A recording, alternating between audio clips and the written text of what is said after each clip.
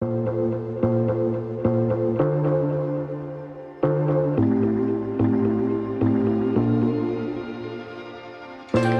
good morning, everyone. Welcome to this webinar. So lovely to see you all here. Thank you for joining in. Our apologies for the delay in getting set up.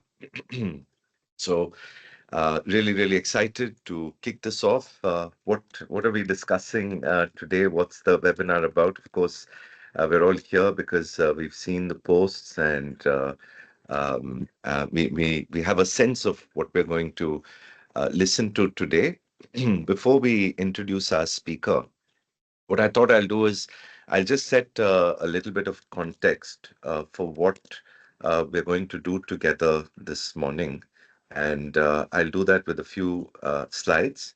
And just to help us set the context, uh, understand what we're going to cover in this conversation together, and then we'll open it up for questions towards the end.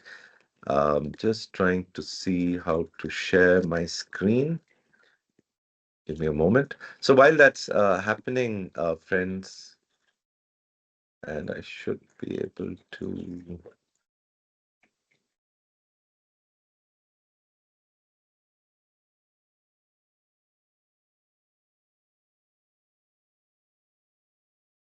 Yes.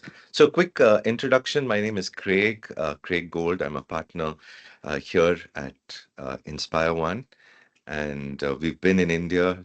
This is our 26th year. And obviously, over those years, we've worked with a number of companies. One of the highlights, most recently, is with Blue Star. And I thought I'd take a moment to maybe just spend a moment on, who is Blue Star. Many of us, you know of this company, you see it in your offices, whether it's a water cooler, whether it's an air conditioner. Blue Star is everywhere, all around us. And it is a privilege to work with this company that's fast growing. Some things you may not know is that it's not only a consumer company. There's a lot that behind the scenes that Blue Star does from a business to business point of view as well. So, for instance, if you've ever been in a hotel and you've liked the air conditioning, chances are it's Blue Star. Who's been working on that in the background? So a lot of these large commercial projects as well in the construction or contracting industry, we have the term MEP, mechanical, electrical, plumbing, and firefighting. So Blue Star does a lot of work in that area as well. Legacy of over 80 years. And so over the last couple of years in our engagement with Blue Star, we've been working with them on developing their future ready, you could say, high potential leaders at a few different levels. Why? Because Blue Star has decided that for its future growth, and this is a fast growing big company, years of legacy. We've considered that 80 years, and Blue Star has decided to invest in their team and build this set of leaders for the future. And we've been very privileged to be a part of this journey with them. And so today, what we are going to try to understand is how does Blue Star think about its leaders? What are some lessons we can take away from researching even before getting ready for developing these leaders, and then what are the benefits when we do this? We've now got enough time has passed to take this fast growing organization and look back at some of the lessons, best practices we were able to pick up. So that's what we're going to cover today. If you look at those two bars on the right side, because of that change that you're seeing in a dynamic, in a VUCA type or a Bani type of environment, the impact that leadership has on outcomes is significant. And therefore, it's really something that we want to. Today, or in the past, a lot of organizations spend a lot of time honing domain specific knowledge.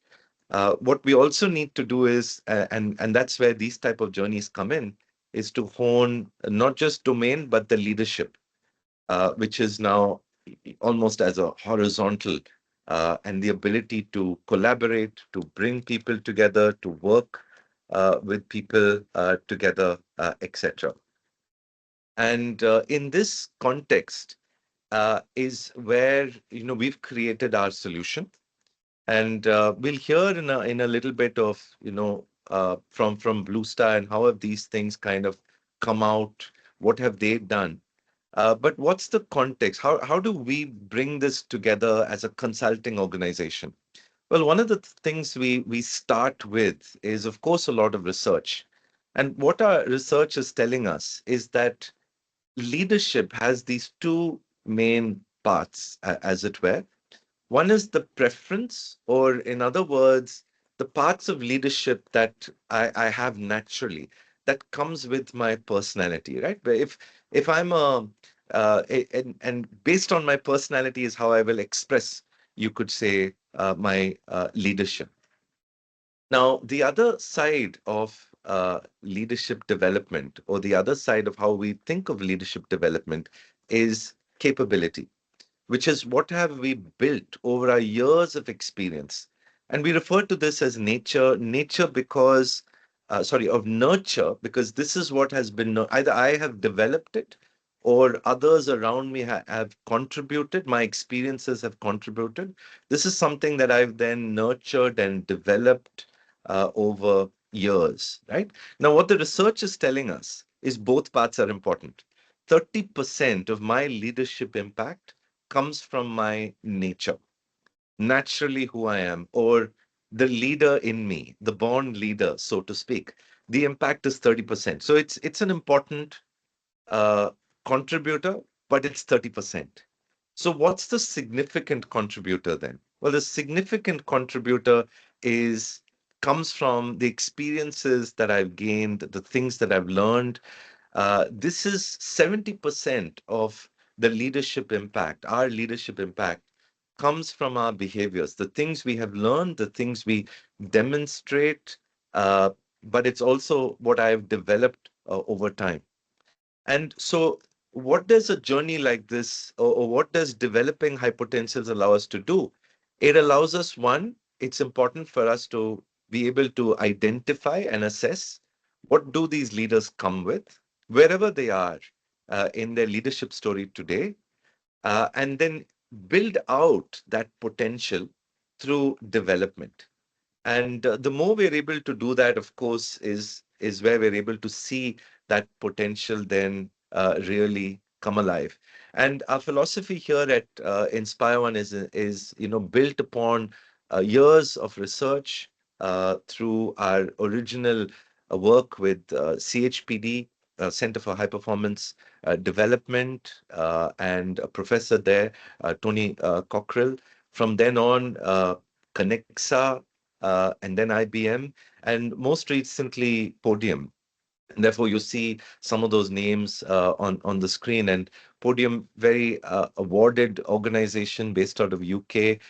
We continue to work with organizations such as this to bring a suite that allows us to treat this talent, high potential talent, you could say our most precious talent, to treat them in a very precious manner, to ensure that we're able to really help them build their leadership through customized journeys.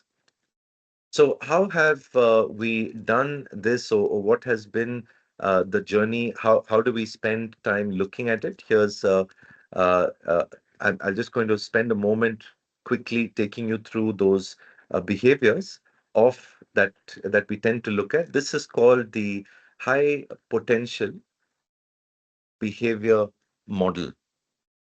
Um, it's based on, of course, high performance. We need to be able to look at behaviors that are guaranteed to produce high performance. So, what's a behavior?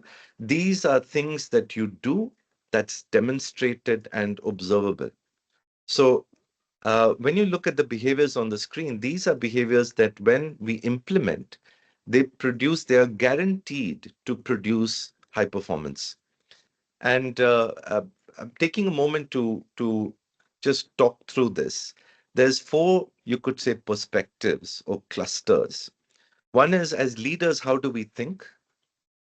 Two, as leaders, what do we do? Right? So the thinking is the blue cluster, the doing is the achieving cluster. These two together make up our task focus, right? How am I thinking? There's strategy at senior levels, there's problem solving at mid levels of management. And you see those three behaviors there. On the right side, what are we doing? This is achieving a cluster, and you can see some of those behaviors there: implementing change, improving performance, winning customer. Now, of course, who do we do this with? Our task, we do it with people, right? And as leaders, there are a lot of people we're working with. And therefore, you can see the middle of the model are the two clusters about people. Developing is about the people I'm working with, that I work with every day. How do they experience me, right? Is the trust that I show in them. It's helping people work together. It's developing them. These are the reasons why they'd want to stay with me as a leader. This is what the developing cluster is helping us to see. These are things I do, the behaviors I exhibit with my team and those around me that make them really want to stay with me because it's a very enriching experience for them. The inspiring cluster, on the other hand, is about how I engage with a wider audience, with my seniors, with powerful people. And this is the inspiring cluster, right? Of course, I inspire my team, I inspire those around me, but I also build confidence when working with seniors, when meeting someone for the first time and meeting powerful leaders within my organization, but outside as well. These are those types of behaviors, right? Where I'm able to stand up, be confident, speak my mind, but also be personable and be engaging at the same time. And you see some of those behaviors influencing, building confidence, communicating effectively. This is where you could say executive presence, a lot of executive presence lies when we engage with a wider audience. So, with that context, I'm going to stop sharing my screen now, and I'm going to now hand it over to my colleague. I think we've been able to uh, resolve some of our tech issues. Apologies, team, that it took so long.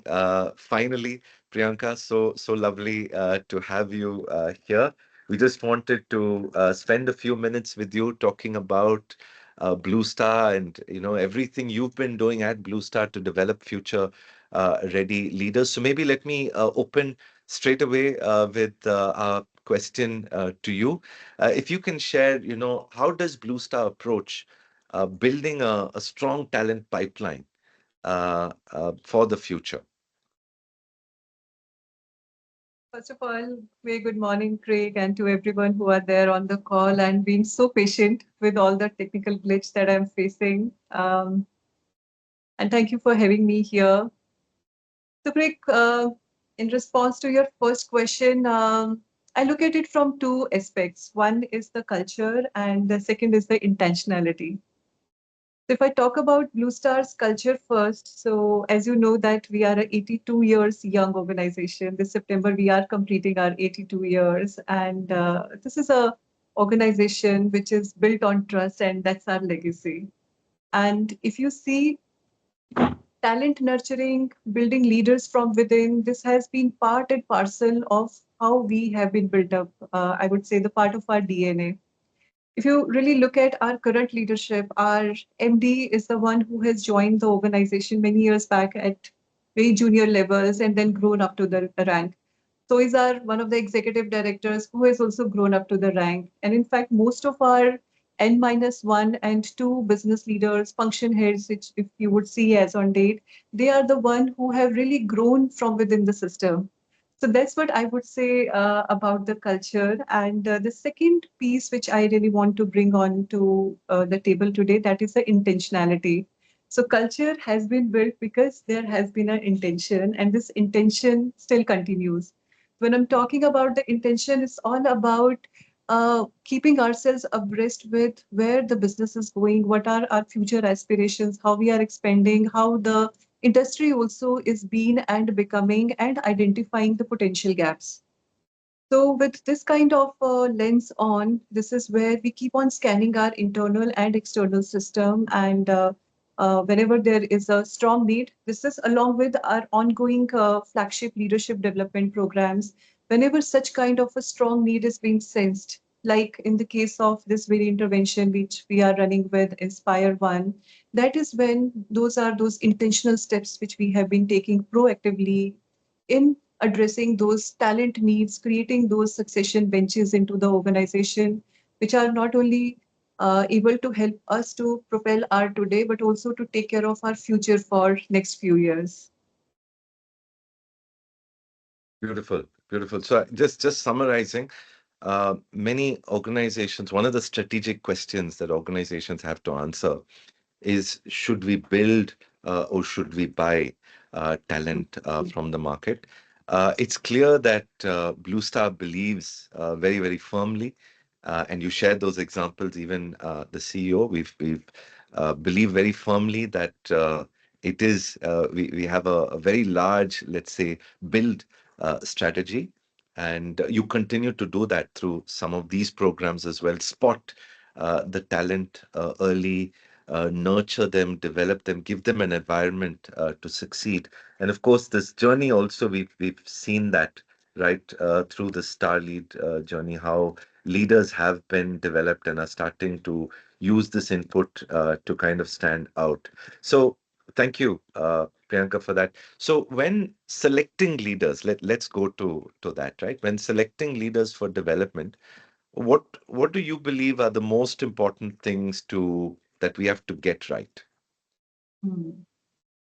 So, Craig, it is that very crucial call for, I'm sure, for every organization between the performance and the potential. Performance is making us do and be where we are, but for the leadership development, we always are looking at the potential. And when we are talking about the potential, looking at it from three lenses of aspiration, agility, learning agility, and ambition. So this is how first we are identifying high potentials into the system and choosing our target cohort for these interventions with a extremely cautious strategic lens of that who are those high potentials we on whom we would like to take that punt on to develop them for the future leadership roles. So it is all very well stitched with our on one side high potential identification exercise, then their career pathing exercise, and looking at how they can be or are they really be the in the line of succession of our crucible roles. So when we are looking at it in totality, it's clearly giving us the visibility that for whom we are solving the current leadership development for, and is giving us a clear indication that yes, this is that right cohort of high potentials. So they could be into the middle bandwidth of the organization or into the higher roles. But when the visibility is clear that why you are having a leadership development journey on place, what it is going to solve for, and who it is for. All the three W's, when answered in a line of succession, we are having a clear visibility of that who is the target cohort for this intervention. Beautiful. I think one of the things that's always impressed me right through this engagement with Blue Star is just how thorough the organization is, and how thorough you are, Priyanka. I think right through when multiple stages of engagement. I know there was a deep research-based, benchmark-based, but and then create a method that is customized and suits Blue Star as an organization. So I just want to bring out in addition to what you're saying for our audience, that balance with a deep, a very disciplined, diligent method of depth, also externally looking at input, but then ultimately creating something that's built specifically for Blue Star, built for values and attributes that are important for us as a company to succeed, and therefore looking at building those leadership in behaviors, those behaviors in the leaders. Also, and thank you for highlighting those key attributes that you look at as well. Um, so you've decided, so you had decided, one, our intent is going to be that we're going to build leaders as an organization. We've also, chosen people, and I think interestingly you use the word punt. But when you look at the due diligence, we can see it's highly, highly calculated. There is an element of risk, and that's where we build out that potential. It needs to be there. But I think a very, very important aspect that you highlighted, that it may feel a bit like that, a bit of a punt to leaders, but we are basing it on calculations, and we can see the due diligence behind it. It's not a blind risk in any way. So now that you've chosen, you've identified people, and I'm just using this as a life cycle.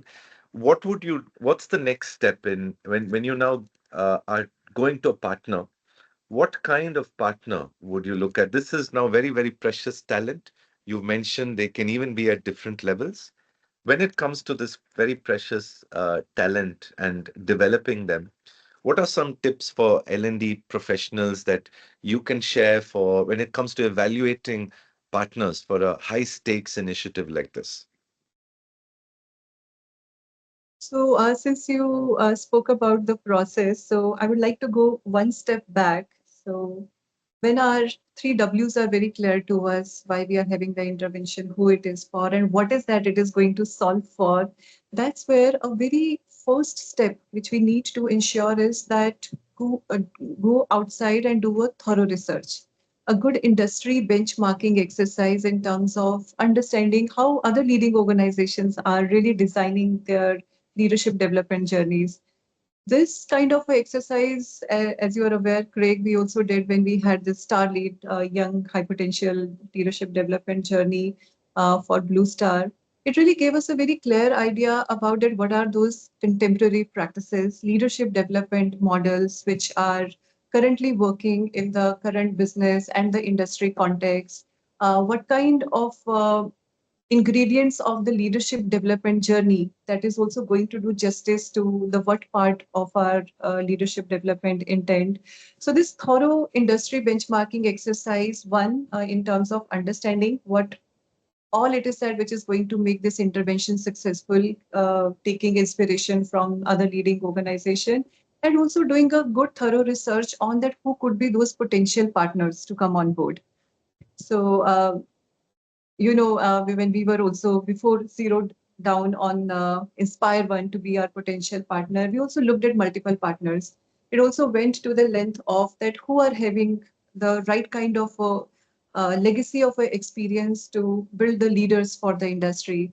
Are they really contemporary in terms of their leadership development models, their approach, and their industry benchmarking references which they can bring on board for us to develop our leaders, and how much they are able to see the picture the way we are seeing the picture as. So here I'm talking about that, are they really ready to co-create the model for us, or they are really offering some off the shelf solution. So here it is all about when your partner is right, and when you have done a right kind of a research, this is where your journey becomes very easy. Then it's all about matching the visions which you are having, bringing in the expertise from your learning partner. And this is where you go ahead and you co create a highly custom designed intervention, which is exactly going to hit the nail where you really want it to be for developing the leaders in your organization.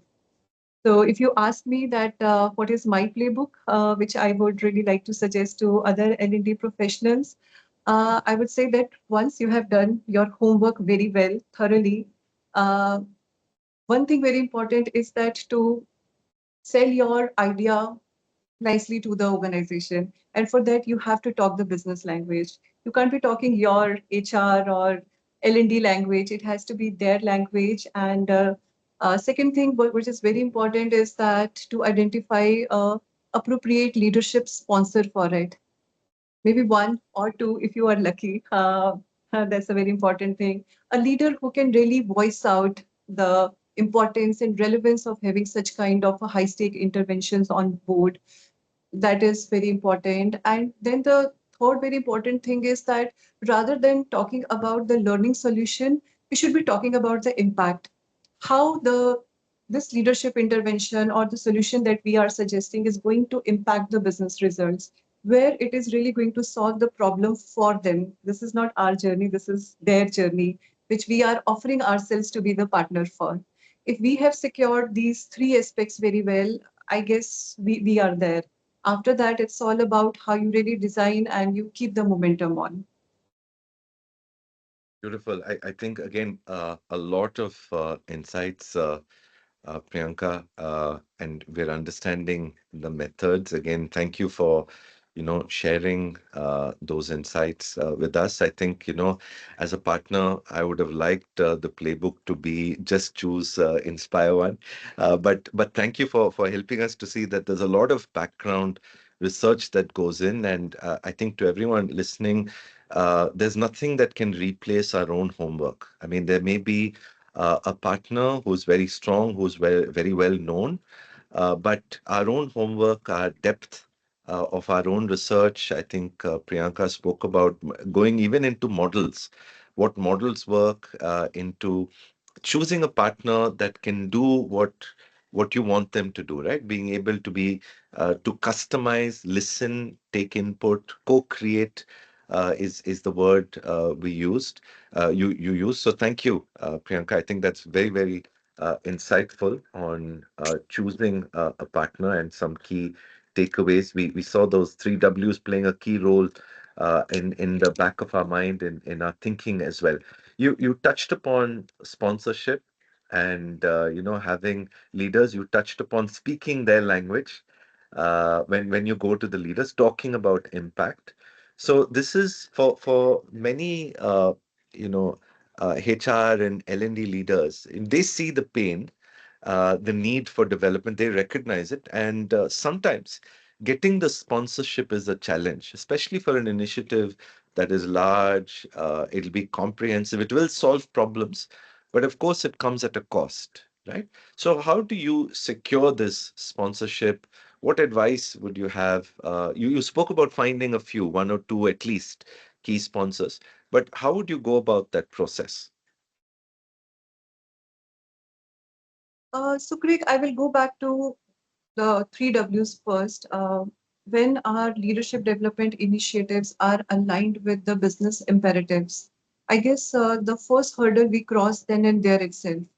Uh, some or I should put it across in a way that such kind of interventions, the way one we are having with you, they are very high stake interventions, and they are more either the on happening on the push basis or the pull basis, whichever way. Whenever there is an intent which is rightly put across on board by the organization, this is when we as the talent professionals, L&D professionals, need to move ahead in a very convincing way. And where this convincing will come into the picture when we are thorough. We have already cleared few of the hurdles when we have done our industry benchmarking, when we would be having seat on the table and our voice is very well rooted on the well done industry benchmarking and the homework and with the recommendation of right kind of a partner. This is where the conviction comes onto the table. When conviction is there already and you are talking the business language, suggesting the solution to their problem.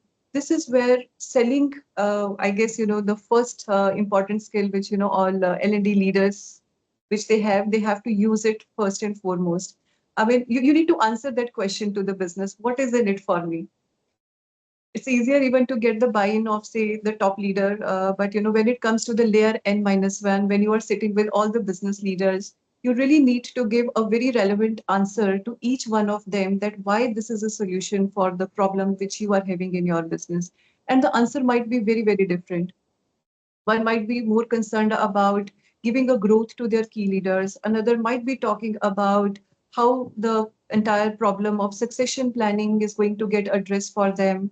This is where you really need to draw the parallels for them. You need to stitch the entire story for them and to show them the big picture. So it is all about, future back thinking. And when you are talking about the impact, securing leadership buy-in is, I feel, not a problem.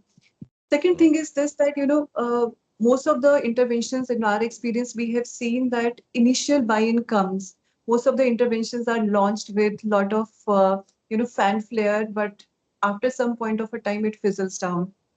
mm. That is where I guess the trick of the trade lies, and we all have to wear our marketing hats on. That is where, the continuous buzz, the visibility of the intervention, which we can afford to create in terms of showing the early wins, testimonies, leaders talking about the intervention and the few success milestones that we have achieved, creating a visibility of which to the key leaders across the organization. That is something which keeps the momentum on. And another thing is that strategic humility is very important at this stage, because it's only when you are going ahead with your journey, step after step, problems, concerns, I would say a pushback is about to come. That is where you really need to sit with the leaders, understand what is their pain area, why it is not working for them, and it's all about then, giving them the solutions and be humble and agile enough to make those right kind of operational tweaks in the leadership design journey, which is really going to make it relevant for them. For example, if I say that the timing of, when you are having your sessions run into the system, it may not be suiting. So rather than, you very strictly sticking to your agenda, if you can be flexible with them. So Yeah, this yeah, kind of a strategic humility, and in the very similar kind of a scenarios, it will keep that interest on, buy-in on, and will keep the intervention running one goalpost after the another, and it sees the day's light. But another thing is that, this is how we speak in Blue Star, is that, the tone is set at the top, mood mm, is established at the middle, and execution happens at the bottom. So right. setting the tone is the easiest part, but uh, sustaining the mood is the most difficult thing. And that is where the ensuring the involvement of the reporting managers and the skip level managers of the participant, that also is a very, very crucial factors. That's something, if we are able to secure in the design journey itself, when they see their involvement coming in, when they see their views and their suggestions being nicely taken care of, uh, I feel that it is easy to sustain very critical journeys like, what we have been able to do so far. Yeah, well, It's all thank you. about listening more, doing the Yeah, course correction, and then moving on with much more conviction and higher rigor. And I have to say it here, the role of your learning partner becomes very, very important. Wherever we found ourselves into the fix, you guys were always there to give us that innovative idea of solution, that how we keep the momentum on. So I have to compliment InspireOne for that. yeah, no, no, thank you, and I think you've covered again a lot of things and a lot of insights in a short amount of time about what happens after, and not letting that initial fanfare die out, keeping visibility, etc. Maybe finally, Priyanka, what kind of impact have you seen both at an individual and at an org level? But at an individual level, if I talk about first, Greg, there is a clear shift into the mindset. All of a sudden, we see the ownership mindset has come into the play, where they have all of a sudden become responsible for their own presence as leaders, their own uh, agility for the learning, and the confidence that they bring on board to have that growth mindset set in. That is, I would say, the very first shift we have seen in our people, and who are ready to drive the audacious targets. Now those resistances have completely gone. So that is what the mindset shift which I'm talking about. And clearly, now when we have really secured the final leg of the assessments for them with the, those very specific assessment tools offered by InspireOne, we are having now the scientific proofs as well. that where the needle movement in terms of their skills and competencies have happened, right? And when our people are ready, they are bound to give the benefit back to the organization. Our pipeline at the middle level is clearly set. It's visible to the organization where we have now established many of these participants into the next level roles where they have already started performing the higher level of responsibilities. And I would say that in our problem area, where and why we picked up this intervention for, solution is visible. Solution is visible to the organization that yes, this is how we have addressed the risk by putting a talent succession pipeline into place. Another thing which we have also observed that the journey has impacted not only this set of people, it has impacted the learning culture across the organization. When these guys who are now the heroes out of this journey and uh, other people in the organization, they are seeing these people getting the fast track growth, taking the next level roles, and their own performance, which is substantiating that there is a renewed rigor into the rest of the population as well, where they are also looking forward to such kind of a journeys, and their commitment to all other different flagship journeys which we are having into the program, it has gone up to a level above. And business Excellent. results, Star is posting profits after profits every year. So it's all evident eventually into the business results. It's the talent that you need to place well, which will always drive the business. Yeah, absolutely. Absolutely. Lovely hearing from you, Priyanka. Thank you, team, everyone who's joined in. I know we've come to an end of the hour that we had planned. I know that many of you have put in questions. We've been looking at them, and hopefully many of them are answered. We would be happy to, connect with you and answer some of those questions that you've asked individually. Our team will reach out to you and make sure you have those answers. But thank you all for being here. Hopefully, all of us have got a lot to think about from this very, very deep approach. I know it was just a few minutes. We've got a lot of input. Some things may sound very, very simple, but these are things that are coming from practice and in practice have worked. You've seen and will continue to see Blue Star as you watch the company. You will see it continue to rise. Now you know the secret behind that. There's a lot going on behind the scenes to identify leaders, work with them, and continue to grow with them. Thank you so much, Priyanka, for joining us. Thank you, everyone. Really appreciate each and every one of you who've joined in. Thank you for being here and supporting this initiative. And we look forward. We're happy to share with you more information.